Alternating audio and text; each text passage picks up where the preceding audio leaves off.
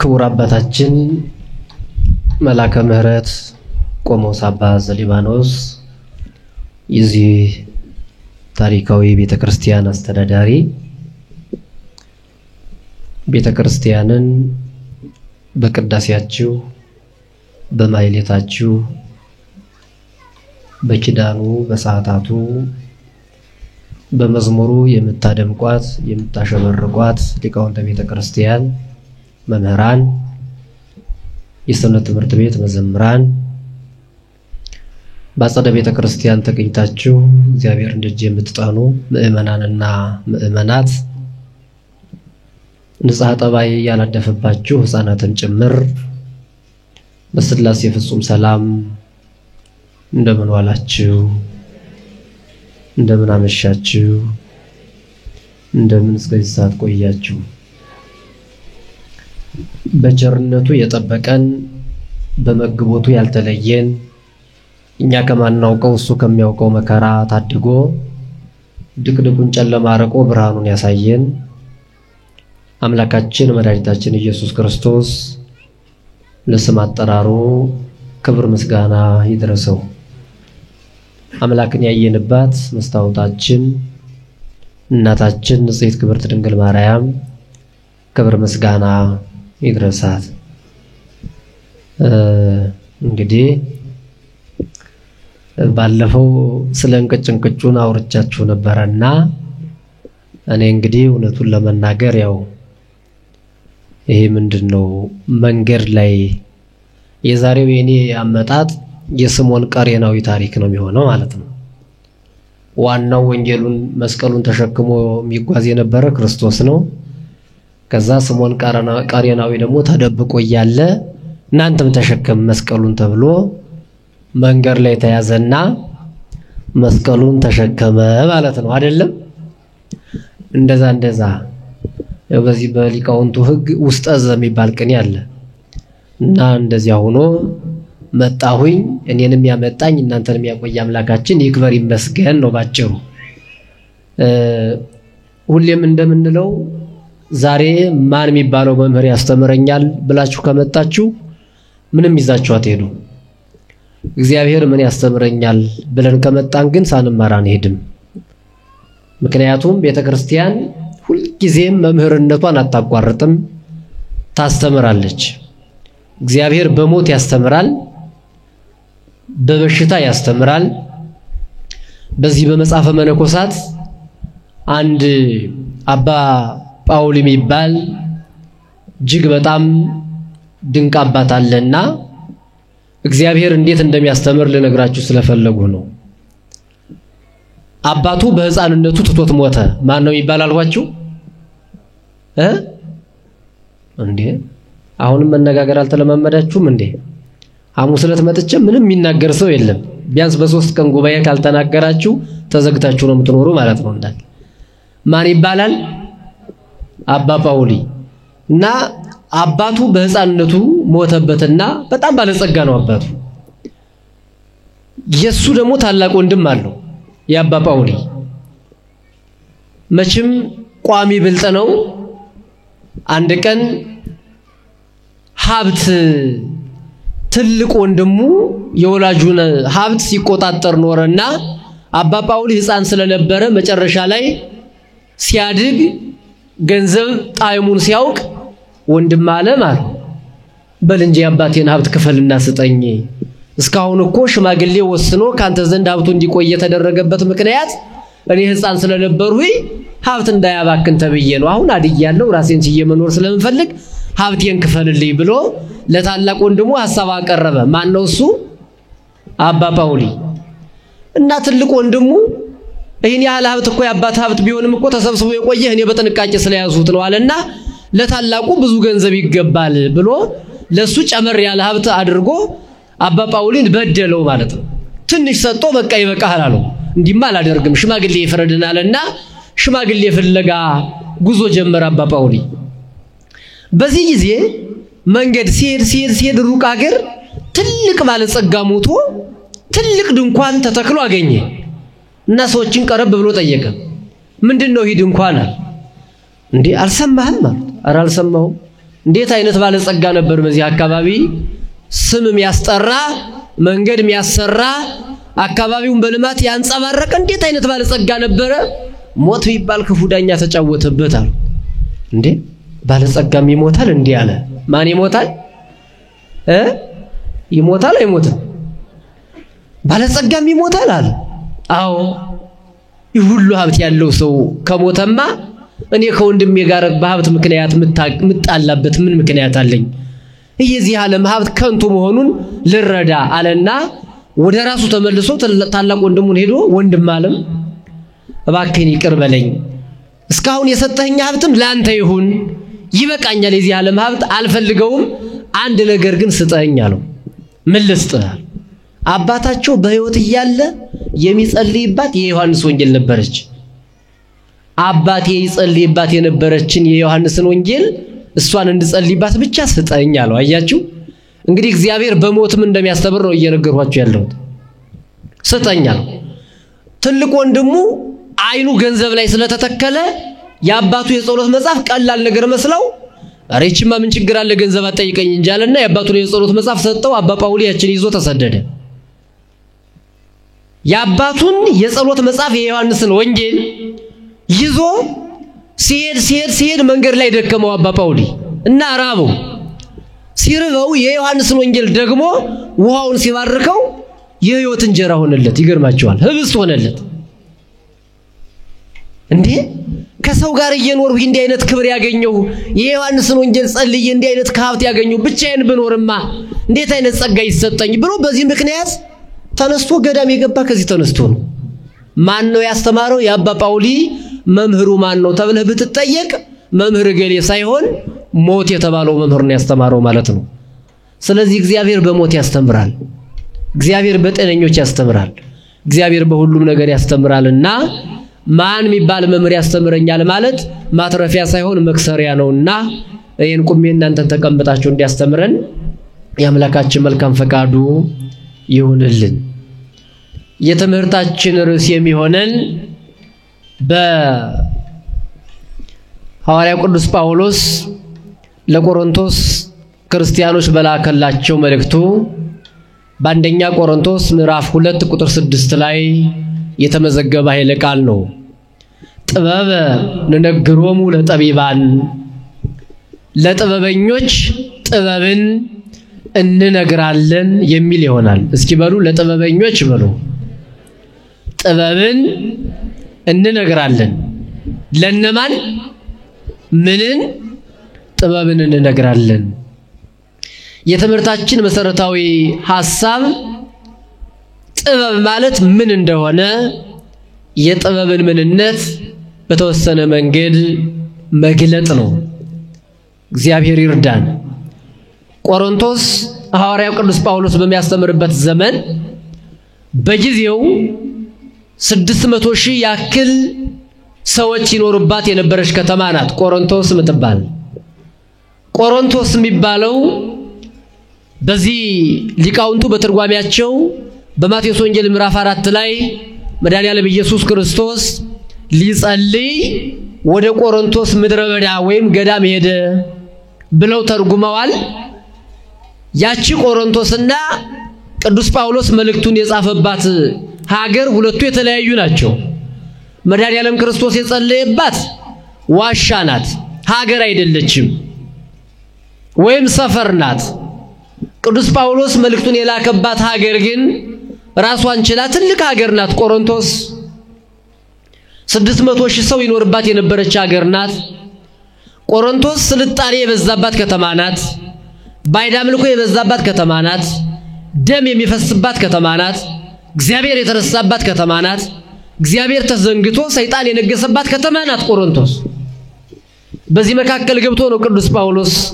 ያስተማረው እና በዚያች ከተማ ውስጥ እግዚአብሔርን ነቅለው ሰይጣንን የተከሉ ብዙ ሰዎች ነበሩ እግዚአብሔር ከልባቸው ተነቅሎ ሰይጣን ተተክሎ የኛም መጣጥ ሰይጣንን ነቅለን እግዚአብሔርን ለመትከል ነው ልባችን ላይ ሰይጣን ተተክሎ የጽድቅ ሥራ እንዳያቆጠቁጥ እንዳያብብ እንዳያፈራ ሆኗል ያን በወንጌል ደመሚት አፍርሰን እግዚአብሔርን ለመትከል ነው። ሌላ ምን የተለየ አመጣጣለን? ቤተክርስቲያን ስንመጣ ያ ነው እኮ። ይቺ ክፉ ሀገር እግዚአብሔር ተረስቶባት የነበረች ሀገር ናት። ግን ደግሞ የሚገርመው ፍልስፍናዋ በጣም የበዛ ነበር። ቆሮንቶስ የፈላስፎች ሀገር ናት። እጅግ ጥበበኞች ይበዙባታል። የዚህ ዓለም ጥበብ ያላቸው ሰዎች ማለት ነው። እንደምታስታውሱት ጥበብ በሁለት መንገድ ነው የሚከፈለው። ጥበብ ስጋዊ ያለ፣ ጥበብ መንፈሳዊ ያለ። እኔ የለበስኩት ልብስ በጥበብ ስጋዊ የተገኘ ነው። ጥበብ ስጋዊ ማለት ማረስ፣ መቆፈር፣ መነገድ፣ ይህ ሁሉ የለበስነው በሙሉ የጥበብ ውጤት ነው። እኔ የምናገርበት ማይክ የጥበብ ውጤት ነው። ቤተክርስቲያንም እንዲህ ስትሰራ የጥበብ ውጤት ነው። ጥበብ ስጋዊ ነው። ጥበብ ስጋዊም በራሱ በሁለት ነው የሚከፈለው። የሚጠቅም የሚጎዳ፣ የሚያስኮንን የማያስኮንን፣ የማያጸድቅ የሚያጸድቅ። አሁን ጥበብ ስጋዊ የተባለው በሙሉ ኃጢያት አይደለም፣ ጽድቅም አይደለም። ለምሳሌ ልብስ ሸምኖ መስራት ጥበብ ስጋዊ ነው። አያጸድቅም፣ አያስኮንንም። ምን አይል ማልዋችሁ? አያጸድቅም፣ አያስኮንንም። አሁን እኔ ልብስ በመልበሴ አልጸድቅም፣ በመራቆቴ አልኮንንም። ግን መልበስ አለብኝ። ተመልከቱ፣ ነጭ ልብስ በመልበሴ አልኮንንም፣ አልጸድቅም። ግን ለሰውነት የሚስማማ ወደ ቤተክርስቲያን ስመጣ የግድ ንጹህ መልበስ አለብኝ በየሳስብ በጥበብ ስጋዊ አጥቢ አለቅልቄ ያችን ነጭ ለብሼ እመጣለሁ ወይም ትመጣላችሁ። ጥበብ ስጋዊና ጥበብ መንፈሳዊ አለ። ቆሮንቶስን ግን ጥበብ ስጋዊ ከቧት ነበረ። የግሪክ ፈላስፎች እጅግ ይበዙባት ነበር። ቅዱስ ጳውሎስ መጀመሪያ ገብቶ ሲያስተምር ብዙ ሕዝብ አመነ። በኋላ ተመልሶ ሲሄድ ብዙዎቹ ደግሞ ወደ ስጋዊ ፍልስፍና ገብተው አገኛቸው። ልክ እንደዚህ ዘመን ቆሮንቶስ ቴክኖሎጂ የተስፋፋባት ሀገር ነበረች። ይገርማቸዋል። እጅግ በጣም አሉ የሉ የሚባሉ ቴክኖሎጂዎች፣ የፍልስፍና ውጤቶች በቆሮንቶስ ተስፋፍተው ነበር። ያዙን በክሎት ነበር። የመጀመሪያውን ረስተው የኋላውን ይዘው አንድ ነገር ላስታውሳችሁ። የዛሬ 5 ዓመት ከተፈበረከ መኪናና ዛሬ ከተሰራ መኪና የትኛው ይጠቅማል? እስቲ ንገሩኝ። የትኛው ይሻላል እንዴ? ምንድነው ሙሙ ብትሉ በደም ንገሩኝ እንጂ የትኛው ይሻላል? የዛሬው አይደል? እሺ፣ የዛሬ 5 ዓመት ከነበረ ሞባይልና አሁን ካለው የትኛው ነው የተሻለ የሚሆነው? እውነቱን ነገር የትኛው ይሻላል? ያሁኑ። ለምን? አሁን ዋጋው የትኛው ነው የሚጨምር? ያሁኑ ነው የበፊቱ ነው? እና ታዲያ በምን ይሻላል? መኪናውስ የትኛው ነው የሚሻለው? ተመልከቱ። ልክ ናችሁ እኮ።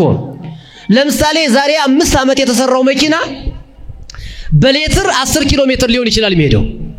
አሁን የሚመረቱት ደግሞ በሌትር 20 ኪሎ ሜትር ሊሄዱ ይችላሉ። ስለዚህ የትኛው ነው የሚጠቅም? ያሁኑ አይደል? በቴክኖሎጂው ዓለም በፍልስፍናው ዓለም የመጀመሪያው ሳይሆን ያሁኑ ነው የሚሻል። ያሁኑ ነው። በሃይማኖት ግን የመጀመሪያው መጀመሪያ ነው። ተመልከቱ። በሃይማኖት የመጀመሪያው ምንድነው? መጀመሪያ ነው። የሚለወጥ ነገር የለውም፣ የሚሻሻል ነገር የለውም፣ የሚፈለሰፍ ነገር የለውም። ለዚህ ነው ሃይማኖት ስንል ዶግማ ነው። ስላሴ አንድም ሶስትም ማለት እኮ ፍልስፍና ነው። ፍልስፍና ነው ሲባል ሃይማኖታዊ ነው። ሰው የስላሴን አንድነት ሶስትነት መርምሮ አያውቅም። ይፈላሰፋል። ሁሉ ጊዜ ይመጥቃል። ሰማያ ሰማያት ይመጥቃል፣ መቃት ይወርዳል። ያስባል ግን ሁሉ ጊዜ ይፈላሰፋል። መጨረሻው ግን አልደረስኩበትም በሚል ይደመደማል። ሁሉ ጊዜ ይፈላሰፋል የሰው አይምሮ። እና ቆሮንቶስም እንደዚሁ ትፈላሰፋለች። ህዝቡ ፈላስፋ ነው፣ ግን የሚኖረው ከእግዚአብሔር ተለይቶ ነው። ቅዱስ ጳውሎስ ወደዛች ከተማ ሲገባ መጀመሪያ አስተምሮ አሳምኖ በኋላ እንደገና ወደ ቀደመ ተግባራቸው ገብተው ሲያገኛቸው እንዲህ አለ። እናንተ የቆሮንቶስ ክርስቲያኖች ምን ሆናችሁ ነው አለ አንድ አሳሳች ሰው በከተማችን ገብቶ ፍልስፍና አስተማረን ያንተን ትምህርት አስረሳን በዚያ ምክንያት እሱን ተከተልን አለ ኑ ተሰብሰቡና አድምጡኝ አለ ጳውሎስ ከዚህ በኋላ ጥበብ ንነግሮሙ ለጠቢባን የዚህን በዓለም ጥበበኞችን ጥበብ ሳይሆን እውነተኛ ለሆኑ ለጥበበኞች ጥበብን እንነግራለን አለና ዋኮ መላእክተ ጥበበ ዝንቱ ዓለም ዘሃለወሙ ይሰዓሩ በሞት የምንናገረውም ሞት ያሸንፋቸው ዘንድ ያለ የዚህን ዓለም ጥበበኞች ጥበብ አይደለም ማለት ለምን የዚህ ዓለም ጥበበኞች ጥበባቸው በአንድ ነገር ይሸነፋል ሌላው ቢቀር እኛ የምንነገረው ጥበብ ግን አላህ ጥበብ እግዚአብሔር ንነግር የምንናገረውም ጥበብ የእግዚአብሔርን ጥበብ ነው አለ የማንን ጥበብ ነው የማንን ጥበብ የእግዚአብሔርን ጥበብ እንናገራለን አለ ይሄንን ወሰደና ሊቁ ቅዱስ ጳውሎስ ጥበብን ለጥበበኞች እንነግራለን አለ የምንነግረውም የእግዚአብሔርን ጥበብ ነው አለ የእግዚአብሔር ጥበቡ ምንድነው ብለህ ከጠየቀኝ አለ ዮሐንስ አፈወርቅ ጥበቡንማ ሰማይ ልንገርህ አለ ሌላ ጥቅስ አልጠቅስልህም አንተን ራስህን ለራስህ አስተምርሃለሁ አለ ራስህን ለማን ለራስህ እንዴት ካልኸኝ አለ የሰለስቱ ምዕትን ቅዳሴ ወሰደና ሰለስቱ ምዕት በቅዳሴያቸው እንዲህ ይላሉ እግዚአብሔር ሰውን በጥበቡ ሲፈጥር ያአቁር ማየ በማህፀን ወያረግ ከመይኩን ስጋ እግዚአብሔር ውሃን በማህፀን ውስጥ ይቋጥራል በምን ይቋጥራል ንገሩኝ ሰረተ ማርሽ ምን እዚህ ደብር ሰረተ ማ ያኩራፊ ናችሁ ቶሎ ቶሎ ማትመልሱ ምን ነው በምን ይቋጥራል ምንን ይቋጥራል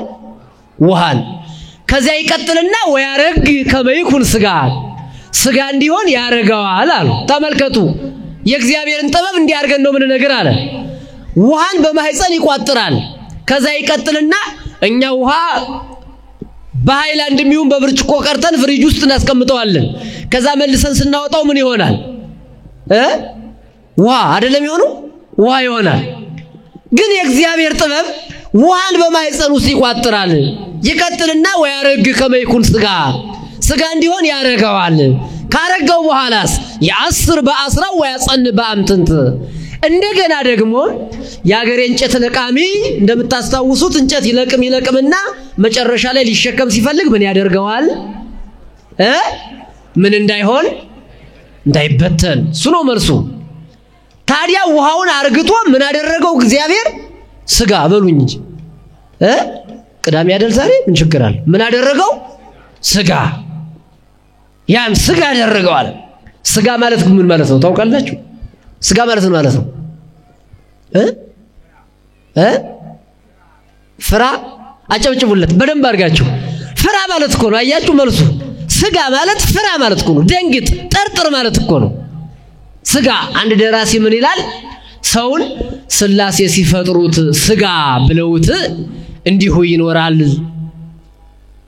እንዲሁ ሲዋትት ስጋ ብለውት አለ ፍራ ማለት እኮ ነው ደንግጥ ጠርጥር ሞትን መቼ እንደሚመጣበት ተዘጋጅ ማለት እኮ ነው እና ስጋ ማለት ፍራ ማለት ነው እና ይልን ስጋ ይንዲ ያደርግና ካረጋው በኋላ በስር ያስረዋል በስር አሁን ሁላችሁም እጃችሁን ታወጣላችሁ ወደ ላይ አንድ እጃችሁን አሁን አንቀሳቅሱ ጥቅስ እኮ ማባላሸት አያስፈልግም የእግዚአብሔርን ድንቅ ጥበብ ለማወቅ ተፈጥሮን ማየት ነው በቃ እስቲ በሉ አንቀሳቅሱት ተመልከቱ በደንብ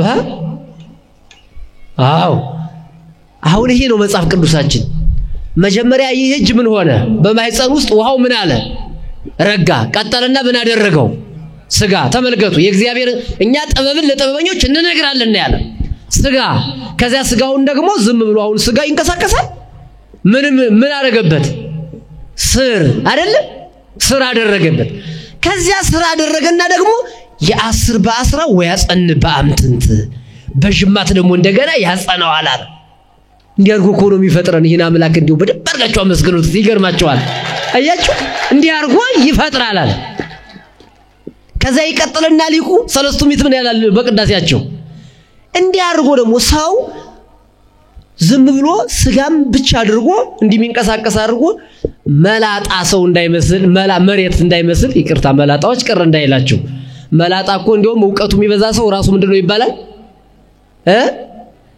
መላጣ ነው ይባላል አይደል አሁን መላጣው ሁሉ ሊቅ ነው ማለት ነው ጸጉር ያለው ሁሉ ያልተማረ ነው ማለት ነው ግን ብዙ ጊዜ ቀለም የወጋቸው ሰዎች ራሳቸው ገባ ይላል ይባላል አባባል ነው እና እንዴው ዝም ብላ እጽዋት የሌላት መሬት እንዳይመስል ደግሞ አለ ሰውን ሲፈጥር እዚህ ላይ ደግሞ ውበትም ይሆን ፀሐይም ይከላከል ይሄልቅ አስርተ ጸጉር ይቆጥርና ምን ይላል ያስቀምጣል የእግዚአብሔርን ጥበብ አያችሁት አይደል ጥበብን ለማን እንነግራለን የማንን ጥበብ የእግዚአብሔርን ጥበብ በዚህ ብቻ ያቆም ማለት ይፈትን ልበ ወያአምር ኩለያተ ከዚህ እንዲያድርጎ የሚያስብበት ልብ ይሰጠዋል ነገር የሚያመላልስበት ኩላሊት ይሰጠዋል ልቡ ያሰበውን ኩላሊቱ ያመላለሰውን ያጤሰውን ደግሞ ያውቃል እንደዚህ አድርገው እግዚአብሔር ይፈጥራል ጥበቡ ከዚህ የበለጠ ምን ጥበብ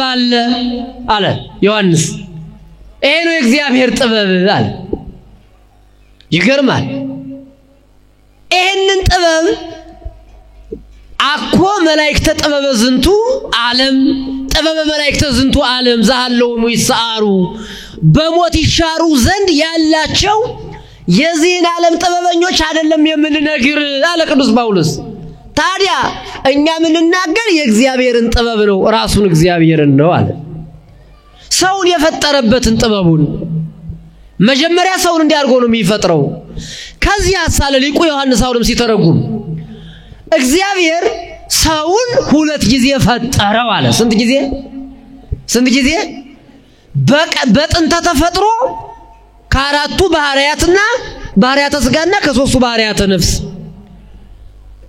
አራቱ ባህሪያተ ስጋ ካንገት በላይ ሁለቱ ካንገት በታች ሁለቱ ስንት ናቸው አራቱ ይገርማል መጻሕፍትን እኮ ስናነባቸው ገና ያልሰማነው ስንት ምስጢር አለ ይገርማችኋል አራቱን ባህሪያተ ስጋ ሁለቱን ካንገት በላይ ሁለቱን ካንገት በታች ያደረጋቸው አለ ተመልከቱ አሁን በእኛ ውስጥ ውሃ አለ እሳት አለ ነፋስ አለ መሬት አለ ስንት ናቸው እነዚህ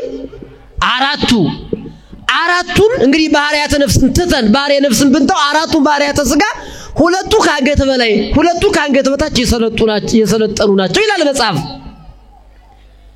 ካንገት በላይ የሰለጠነ ምንድነው ካለይ ይላል ልብ በሉ አሁን እኔ ስናገር ስሙኝ እኔ ምናገር አሁን እሳት አለ ነው ውስጥ መሬት አለ ነው ውስጥ ውሃ አለ ነፋስ አለ የትኛው ነው የሚናገረው እኮ ማን ውሃው ነው የሚናገር እሳቱ ነው የሚናገር መሬቱ ነው የሚናገር ነፋሱ ነው የሚናገር ምንድነው የሚናገር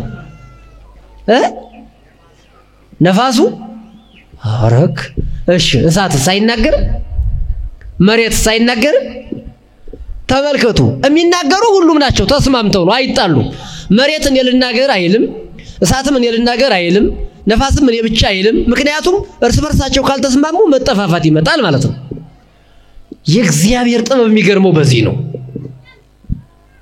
ስልጣኔ ግን አላችሁ ካንገት በላይ በብዛት የሚሰለጥነው ሁለቱ ናቸው እሳትና ነፋስ ናቸው እዚህ ተቀምጣችሁ አሜሪካ ታስባላችሁ ወይም እዚህ ተቀምጠን ገነትን እናስባለን ሐሳብ አይጨበጥም ነፋስ አይጨበጥም ሰው የሚያስብ በሆዱ ነው በጭንቅላቱ ነው በምናችሁ ነው የምታስቡ እናንተ እኮ የምታስቡበት መንገር ነው በምን ነው የምታስቡ በጭንቅላት ስለዚህ ሐሳባችን በጭንቅላታችን ከሆነ ሆድ ያስባል አያስብም በእርግጥ በሆዱ የሚያስብ ሰው ግን የለም ማለት ይቻላል አብዛኛው እኮ ትውልዱ በሆዱ ነው የሚያስብ ይገርማቸዋል በጭንቅላት ማሰብ እኮ ቢኖር ሁሉ መከራ አይመጣም ነበር ሁለቱ እሳትና ነፋስ ካንገት በላይ የሰለጠኑ ናቸው ለምን ካላችሁኝ እሳት ፈጣን ነው እሳት ያበስላል ብዙ ጊዜ ነገሮች የሚሰለሰሉ አይምሮ ላይ ነው እሳትና ነፋስ ካንገት በላይ የሰለጠኑ ናቸው ብዙ ሐሳብ ያለበትን ሰው ነካስ ተረጉት እንዴ ይተደው ምን ያሰብ ነው ትሉታላችሁ አረ ተመለስ አታስብ ስትሉት ረገብ ይላል እሺ ይላል ያን ጊዜ እሺ ብሎ ሲመለስ ውሃ ይመጣና ያን ሐሳቡን ቀስቀስ ያደርግለታል አንድ ሰው በጣም ይናደዳል ሲናደድ ምን በርትቶበታል ማለት ነው እሳት ከው ሲል እዚያም ሲንቀጨቀጭ ካያችሁት ምን በርትቶበታል ማለት ነው ነፋስ ዝም ብሎ ሳይጸልይ እንቅልፉን እንደፈረስ ተኝቶ ከተኛ ካደረ ሳይጸልይ ምን ሳይል ምን በርትቶበታል ማለት ነው መሬት እንቅልፋም ሰው መሬት ሲበረታበት ነው ዝም ብሎ ሐሳብ የሚያበዛ ሰው ነፋስ ሲበዛበት ነው ቁጣ የሚለው ሰው እሳት ሲበዛበት ነው ደግሞ በረደ የሚል ሰው ደግሞ ምን ሲበዛበት ነው ውሃ ሲበዛበት ነው አያችሁ ተመልከቱ በጣም ሲሞቀን ምን እንፈልጋለን በጣም ሲሞቀን እሳት ሲሞቀን እሳት ነፋስ እንፈልጋለን አይደል ነፋስ ደግሞ ውሃም እንፈልጋለን ደግሞ ሲበርደን ምን እንፈልጋለን እሳት ተመልከቱ እሳት እንፈልጋለን ሲርበን ምን እንፈልጋለን ሲርበን ምን እንፈልጋለን እንጀራ መሬት አይደል እንደ እንጀራ ወቁቱ በኩሉ ፍኖቱ ሁለት ሐሳብ ያለው እሱ ልቡ የታወከ ነው ይላል እና እዚህ ያለኖች በሙሉ አንዱ ጥበብ ምንድነው ካላችሁኝ ይሄንን የማቴዎስ ወንጌል ምዕራፍ 13 ሲተረጎም 30 60 100 ያማረ ፍሬ ማለት የመጀመሪያው ጥበቡ ወንጌል አለ ሲባል ሰምቶ ከቤቱ ተነስቶ ቤተክርስቲያን የመጣ በሙሉ ባለ 30 ሆኗል ቤተክርስቲያን መምጣት ባለ 30 ያደርጋል እንኳን ደስ አላችሁ ልላችሁ እግዚአብሔርና መስገኑ በቃ ባለ 30 ቤተክርስቲያን የሚመጣ ሰው ሁሉ ጊዜ ባለ ስንት ይሆናል ሞባይል ሊሰርቅ የመጣም ባለ 30 ነው ምክንያቱም ያው ይሄን ሰምቶ አይሰርቅም ብለን ተስፋ ስለምናደርግ ቤተክርስቲያን የመጣ በሙሉ ባለ ስንት ይሆናል ባለ 30 ነው አንዱ ይሄ ነው ቀጥሎ ከ30 ሺህ ብር ደሞዝና ከ60 ሺህ ብር የትኛው ይሻላል 60 ሺህ አይሻልም ስለዚህ ቀጥሎ ምን አለ 60 ፍሬ ማፍራት ያስፈልጋል ሰው ከቤቱ ተነስቶ መጣ ከቤቱ ተነስቶ ይመጣና ወንጌልን ይሰማል ወንጌል ዝሙት ያለባችሁን ሳግቡ የቀማችሁ መልሱ የበደላችሁ ካሱ ሲባል ይሰማል ያን ጊዜ እቺንን ወንጌል ይሰማና ቤተክርስቲያን በመምጣቱ ባለ 30 ሆኗል ንስሐ መግባት አለባችሁ ሲባል ከሰማ በኋላ አንድ ሰው ንስሐ ይገባል ንስሐ ሲገባ ይሄ ሰው ባለ 60 ይሆናል ማለት ነው አጨብጭቡለት ለዚህ ያያችሁ ንስሐ ለገባው ባለ 30 ባለ 30 ባለ 60 ማለት ባለ 30 ማለት ቤተክርስቲያን መምጣት ነው ባለ 60 ማለት ቤተክርስቲያን መጥቶ ወንጌልን ሰምቶ ንስሐ መግባት ባለ ስንት ያደርጋል